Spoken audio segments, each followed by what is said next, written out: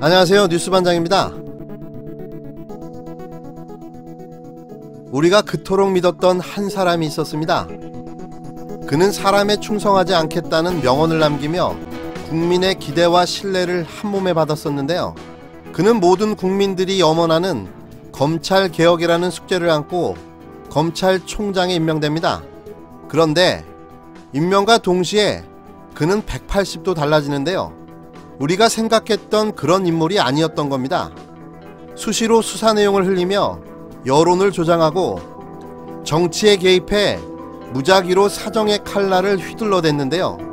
말 그대로 진정한 무소불위의 검찰 권력을 몸소 보여주고 있는 겁니다. 윤석열 검찰총장, 이 사람은 왜 이러는 걸까요? 어떤 의도나 속셈이 있는 건가요? 아니면 검찰 본연의 임무에 과도하게 충실한 건가요? 그는 이미 2달간 계속되어 온 조국 사태 국면에서 수없이 많은 자신의 의도를 보여줬습니다. 누구도 감히 넘볼 수 없는 검찰의 권력, 정치 검찰의 본심을 드러내 보인 건데요. 그렇다면 그의 목적은 무엇일까요? 왜 이토록 대한민국 판을 흔들어대는 거죠? 진짜 윤석열의 의도가 궁금해졌습니다. 그래서 여러가지 고민해봤는데요. 제가 생각하는 뇌피셜은 이렇습니다. 물론 검찰 내에 돌고 있는 소문과 각종 찌라시 정보를 종합해서 말씀드리는 가상의 시나리오입니다. 오해 없이 들어주셨으면 합니다. 윤석열 검찰총장은 인사청문회를 거치면서 서울 촌놈검사라는 별명이 생겼는데요. 출세욕이 있고 사명감도 굳건해 검찰 내부에서는 정치 욕심을 배제할 수 없다는 말도 나왔습니다. 그를 만나본 사람들은 그가 검찰총장만을 생각하는 사람이 아니라 보다 더 큰 욕심을 가진 사람, 대망을 품은 사람이라고도 표현하기도 했는데요. 또 그의 부인 김건희 씨는 역술인과 무속인들을 찾아다니며 남편의 대권 운세를 봤다는 이야기도 돌기도 했습니다. 이미 검찰 내 측근을 중심으로 대오 프로젝트를 가동했다는 말도 있습니다. 대오 프로젝트는 일본의 도쿄지검 특수부가 일본 최대 정치 스캔들 사건인 리크루트 사건과 사가와 규빈 사건 등의 수사로 여러 차례 정권 핵심 인사를 퇴출시키며 권력의 저승사자로 불리게 됐는데요. 이후 이들은 검찰의 대권 도전도 가능하다는 논리를 세우게 됩니다. 이게 일명 대호 프로젝트입니다. 일명 검찰 인사의 대통령 만들기가 대호 프로젝트인 겁니다. 깜짝 놀라셨죠? 저도 깜짝 놀랐습니다. 윤석열의 꿈은 더 크고 더 멀리 있었던 겁니다. 그의 현재의 이런 정치 검찰의 행태는 아마 그의 야망이 반영된 모습으로 봐도 무방할 듯한데요. 검찰이 조국 장관 임명 당일 국회 패스트트랙 신속 처리안건 관련 사건을 넘겨받은 것도 예사롭지 않습니다. 연루된 자유한국당 의원만 59명인데요. 현직 장관을 강제 수사하는 검찰이 야당 국회의원들을 수사하는 만큼 야당 탄압이라고 할 수도 없는 거죠. 이미 그는 조국 장관에 대한 강력한 수사를 통해 대외 명분을 확보한 겁니다.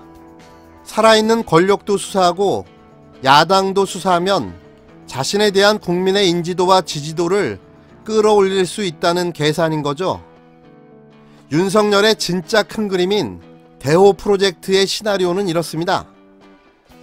우선 조국 장관 사퇴에 총력을 다합니다. 조국 장관이 사퇴하면 이제 검찰은 통제가 불가능해지는데요. 아무도 법무부 장관이 되어 검찰과 맞서 싸워볼 생각을 못하게 되는 거죠. 검찰은 통제 불가능한 큰 힘을 얻게 되는 겁니다. 그 다음은 대통령과 영부인의 친척, 사돈의 팔촌, 대통령이 직접 임명한 1만여 명의 정무직 공무원, 그 중에 한 명이라도 탈탈 털어 잡아내면 되는 겁니다. 하다못해 3만 5천원 이상의 밥을 얻어먹은 사람, 김영란법 위반으로 걸 수 있는 거죠. 또 자녀를 수시 입학 보낸 사람도 당연히 있을 거고 펀드 투자하는 사람도 당연히 있을 겁니다. 조국 장관의 사례가 생기면 조국 장관 조지듯이 조지면 되는 겁니다. 이때 물론 언론이 힘을 실어주겠죠. 게이트라는 이름을 붙여서 대대적으로 떠들어주는 거죠. 이러면 청와대와 여당은 조기 레임덕으로 힘이 약해지게 되는 겁니다. 또 야당은 패스트트랙 수사로 목줄을 잡습니다. 총선 이후 선거법으로 접수될 수많은 고소고발건들도 입법부에 목줄을 쥐는 수단이 되는 거죠. 자잘한 비리들은 옵션 사항일 뿐입니다. 결국 검찰의 개혁은 물 건너가고 정치권은 약해지고 이 빈자리를 검찰이 칼춤을 추면서 모든 전국의 주도권을 잡게 되는 겁니다. 이게 현실 불가능하다고 생각하십니까?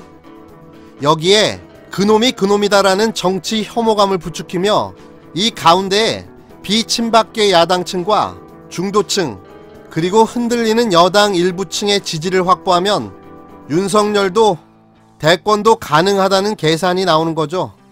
지금 윤석열이 조국 장관의 사퇴에 목숨을 거는 이유가 아닐까요? 조국 장관의 사퇴가 바로 이 프로젝트의 시발점이기 때문입니다. 그래서 우리는 조국을 지켜내야 하고 공수처를 꼭 설치해야만 합니다. 공수처가 설치되면 수사 대상 공직자만 7,000명, 그중 검사와 판사는 5,600명. 이들은 공수처법에 따라 재벌 떡값과 스폰서 수수료는 물론 퇴임 후 전관 예우도 엄격히 금지됩니다. 이것도 조국 장관을 사퇴시켜야만 하는 검찰의 또 다른 이유겠죠. 사실 사람에 충성하지 않겠다는 그는 더 큰 야망과 욕망의 화신이었던 겁니다. 이쯤에서 그의 꿈에 맞춤표를 찍어야 합니다. 더 이상 헛된 꿈은 독이 될 테니까요. 뉴스반장 뇌피셜이었습니다.